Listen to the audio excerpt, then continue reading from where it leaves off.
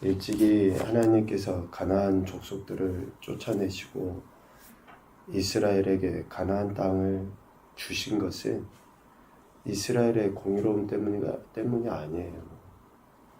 이스라엘이 가나안 땅을 받을 만한 어떤 의로움이 있어서가 아니라 가나안 족속들의 악함 때문이고, 또 아브라함에게, 이삭과 야곱에게 맹세하신 그 약속 때문에 가나안 족속들을 몰아낸 거예요. 애굽에서 건짐을 받은 이스라엘이 되게 의로워가지고 가나안 땅을 취한 게 아니라는 거예요. 신명기 9장 5절에 분명히 말씀하십니다. 네가 가서 그 땅을 가나안을 차지함은 네 공의로 말미암음도 아니며 네 마음이 정직함으로 말미암음도 아니요 이 민족들이 악함으로 말미암아 네 하나님 여호와께서 그들을 네 앞에서 쫓아내심이라. 여호와께서 이같이 하시면 네 조상 아브라함과 이삭과 야곱에게 하신 맹세를 이루려 하심이니라 라고 분명하게 말씀하십니다. 이렇게 가나안 땅을 차지하게 된 것은 가나안 족속들의 악함 때문에 하나님이 그들을 쫓아내시고 이스라엘이 차지하게 된 것과 같이, 지금 남유다의 멸망 즈음에 이방 나라들에 대해 하나님이 이렇게 심판의 말씀을 하신 것은 비록 그들이 남유다를 징계하는 하나님의 도구로 쓰임받기는 했지만, 이방 나라들이 쓰임받기는 했지만 그들이 가지고 있는 악함, 지금 애굽, 그리고 블레셋, 모압, 또 암몬, 오늘 또 이렇게 나오는 그런 이방 나라들이 가지고 있는 악함, 그러니까 교만이라든지 거만이라든지 또 오만, 자만, 이러한 그 하나님에 대한 악함에 대해 하나님이 심판하시는 것으로 이방 나라들에 대해 하나님이 말씀하시는 것이지 남유다 때문에가 아니라는 거예요. 그래서 구원도 각각 개개인에 대한 구원이고 심판도 각각 개개인에 대한 심판이지 누구 때문에 구원받고 누구 때문에 우리가 심판받고 그런 거 아니에요. 여기에 있는 한 사람, 내가 예수님 제대로 믿고 내가 예수님 말씀에 제대로 순종하는 것이지 다른 누구 때문에, 물론 영향은 있죠. 공동체이기 때문에, 관계이기 때문에 영향은 있습니다. 그러나 그로 인해서 구원받고 심판받고는 아닙니다. 오늘 이방 나라들에 대한 심판, 하나님이 그들이 가지고 있는 그 악함에 대해서 심판하셔요. 오늘 23절 이하의 다메섹, 즉 아람에 대한 하나님의 심판을 말씀하시는데, 다메섹은 아람의 수도이죠. 오래전부터 교통의 요충지예요. 중심입니다. 그러니까 많은 사람들이 왕래함으로 인해서 여러 가지 우상들을 섬기고 또 그 부로 인해서 물질을 의지하는 그러한 지역이죠. 이 아람에 대한 심판의 이유를 오늘 23절에 보면, 아르바시 수치를 당하린 이는 흉한 소문을 듣고 낙담함이니라. 심판의 이유에 대해서 말씀하실 때 아람이 흉한 소문을 듣고 낙담한 것 때문이다 라고 이야기할 수 있어요. 실질적으로 이전에 하나님이 심판하신 나라들 있잖아요. 애굽이나 블레셋이나 모압이나 그리고 암몬, 에돔, 이런 나라들은 엄청나게 강력한 힘을 가진 나라들이거든요. 그런 나라들에 대해서 하나님이 심판하시는 그 말씀을 지금 아람, 다메섹이 들은 거예요. 그러니까 그 나라들에 대한 심판의 말씀이 자신들에게 그런 낙심, 절망, 낙담이 된 거예요. 자신들이 어떻게 이스라엘에게 대해서 행동했는지 알기 때문에 그런 심판의 말씀이 낙담으로 다가오게 됩니다. 아이들을 키워보면 그렇잖아요. 첫째, 둘째 이렇게 똑같이 장난도 치다가 실수도 하고 잘못을 저질러요. 그런데 첫째 애한테 엄마가 소리 지르면서 막 뭐라 하잖아요. 그럼 둘째는 엄마가 뭐라 하기도 전에 지가 알아서 막 설설설설 기고 잘해요. 지금 말하면 꼭 그와 같아요. 자기들이 지금 이스라엘에 대해서 어떻게 행했었는지 알잖아요.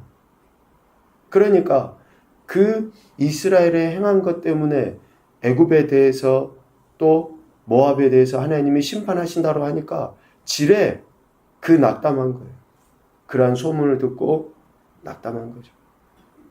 이러한 아람에 대해 하나님이 심판하시는데 그 심판의 결과가 결국 23절 하반부에 이야기합니다.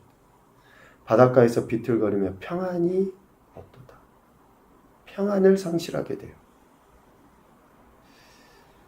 요 근래에 이런 이야기를 자주 하게 되는데요. 지금 하나님이 이방 나라들에 대해서 심판하시는 말씀을 통해서 이런 생각을 자주 하게 되는데요. 하나님이 우리를 심판하실 때에 우리가 심판당하고 있다라고 하는 하나의 반증이 뭐냐면 기쁨과 환희, 평안, 희락이 사라지는 거예요. 우리 안에 성령님이 계셔서 가장 첫 번째 열매가 뭐예요? 사랑과 희락과. 그러니까 사랑은 예수 그리스도를 믿는 그 믿음, 예수님을 사랑하는 사랑, 우리 도저히 인간으로는 할 수 없는 그 사랑을 성령이 열매로 주어주고 우리 관계 안에서 가장 첫 번째로 맺는 열매가 희락이라고 그랬잖아요. 희락이 사라져버려요. 이것은 하나님의 심판이고 징계입니다.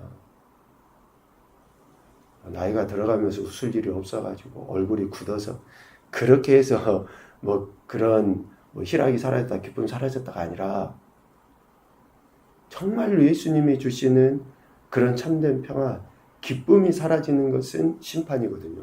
오늘 아람에 대해서 평안이 없도다 라고 이야기해요. 평안을 상실하게 되는 거죠. 평안이 없는 삶은 어떻게 됩니까? 24절 피곤하여 몸을 돌이켜 달아나려 하니 떨림이 그를 움켜잡고 해산하는 여인같이 고통과 슬픔이 그를 사로잡았도다. 그러니까 정말로 평안함이 없는 그러한 인생, 고통과 슬픔으로 사로잡혀서 얽매인 인생. 여러분 기쁨과 또 평안 이것은 항상 감사와 연결되어 있습니다. 감사가 없으면 기쁨이 없어요.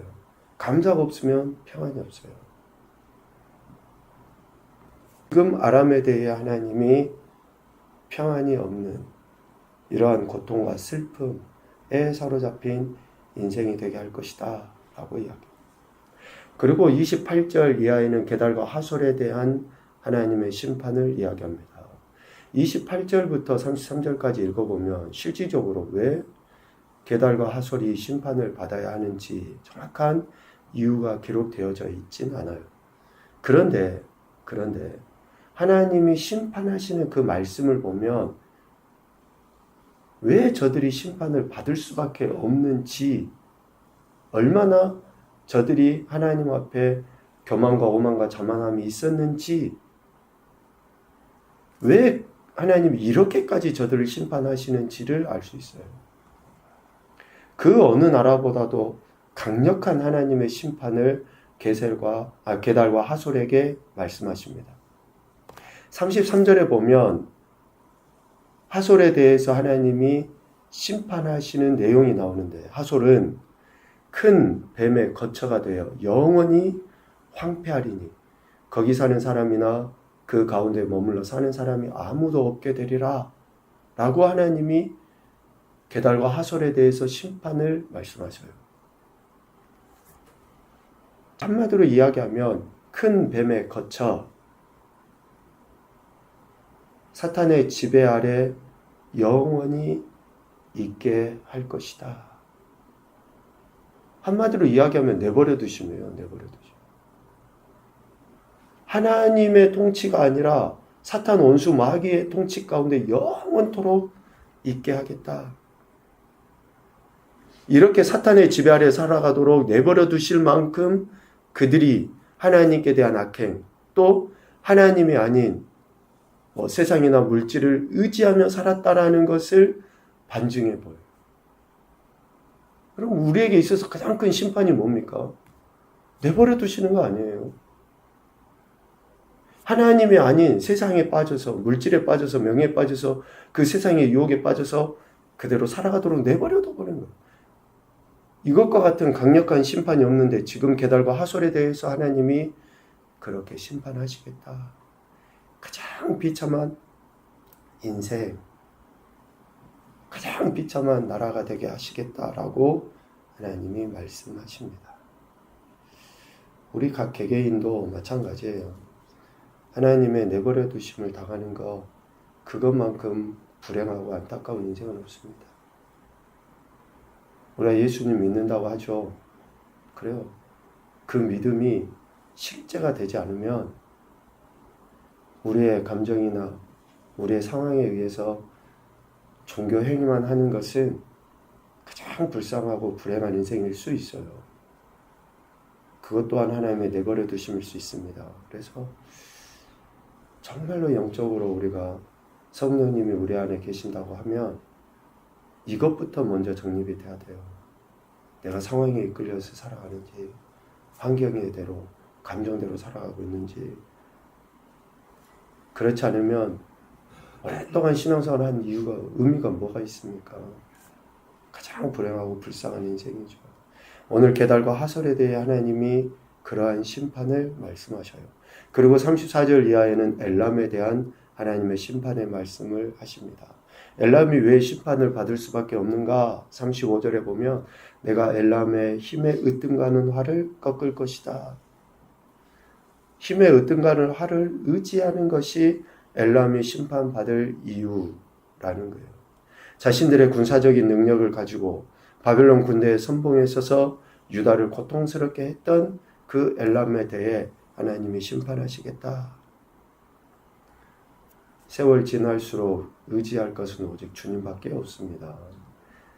주님밖에 없는데 세상의 힘을 의지하고, 그래 젊었을 때는 또 그럴 수 있다 쳐요. 시간이 지나고 나이가 들어가고 원숙해진다 그러잖아요. 그러면 정말로 주님의 사랑을 깨닫고 주님을 더 의지해야 됩니다. 오늘 엘람은 여전히 자기의 힘, 자기의 군사력을 의지해요. 하나님 앞에서 이게 뭐 의지할 만한 것이 되겠습니까? 아무것도 아니죠. 그런데 저들이 그러한 어리석은 행태를 보이니 하나님이 그들에 대해서 심판하시죠. 하늘의 사방에서부터 사방 바람을 엘람에 오게 하여 그들을 사방으로 흩을 것이다. 엘람에서 쫓겨난 자가 가지 않는 나라가 없다. 온 사방에 흩음을 당하게 되는. 그래서 엘람으로 그의 원수 앞에, 그의 생명을 노리는 자 앞에서 놀람거리가 될 것이다. 참 비참한 인생으로 전락하게 돼요. 하나님은 특별히 이렇게 자신의 힘을 의지하는 자들을 하나님 용납하지 않으시더라고요. 꼭 하나님께서 강력한 이런 심판의 말씀들로 수치를 당하게 하셔. 물질이든지 명예든지. 뭐 정치 이렇게 별로 재미도 없고 그러지만 정치인들 봐보십시오. 명예도 없고 부도 없고 하는데 말 한마디리 또 이런 그 잘못된 그런 행동들로 인해서 온 국민의 수치거리가 돼요. 수치만 되면 또 그나마 걱정거리가 돼요. 저들이 그냥 국민의 걱정거리. 엘람이 꼭 그와 같아요. 자신들의 힘을 의지하는 것으로 인해서 온 사방에 흐트러뜨림을 당합니다. 그런데 여기에 보면 하늘의 사방에서부터 사방 바람을, 하늘의 사방, 하나님께서 강력한 바람을 불어서 엘람에 대해서 심판하시겠다라고. 그러니까 도저히 하나님께로부터 온 그런 심판을 막을 수 없어요. 하늘로부터 온 바람을 누가 막습니까? 엘람은 반드시 이렇게 흩어짐을 당할 수밖에 없다라는 것을 강력하게 하나님이 말씀하십니다. 결국 하나님의 이방 나라들에 대한 심판은 이처럼 그들의 악함에 대한 심판인 것이죠. 그래서 평안이 없고 내버려 두심을 당하고 하나님의 강력한 심판에 의하여 흩어짐을 당해 최고의 수치를 당하는 그런 삶이 되게 하시는 거예요. 여러분 반면교사 삼을 수 있으면 좋겠습니다.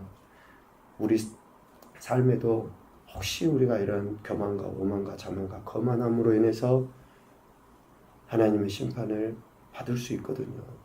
그래서 꼭 이런 말씀들이 우리에게 반면교사가 되어서 다시금 하나님 앞에 겸손하게 나아갔으면 좋겠습니다. 첫 번째 교훈입니다. 평강과 희락인 하나님 나라의 삶을 누리며 살아가자. 평강과 희락입니다. 하나님 나라는 먹는 것도 마시는 것도 아니에요.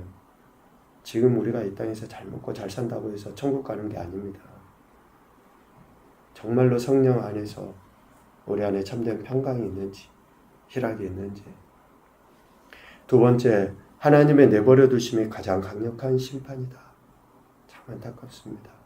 하나님의 내버려 두심이 가장 강력한 심판이다. 세 번째, 하나님의 심판은 결코 거역하거나 피할 수 없다. 하늘 사방에서 바람이 불어서 흩으시는데 누가 막습니까?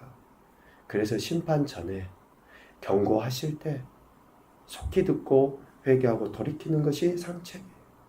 지금 이 순간에도 하나님 우리에게 말씀하십니다. 돌이켜라. 그것이 하나님의 심판을 면하고 구원의 은혜인 평강과 희락을 누리는 그런 삶이 되는 것이죠. 오늘도 저와 여러분에게 구원을 베풀어 주신 하나님께 감사하시고 또 이 말씀을 통해서 다시 한번 하나님 나라의 삶을 살기 위해 하나님 앞에 겸손히 나가는 복된 인생들이 되시기를 주님의 이름으로 축복합니다. 아멘.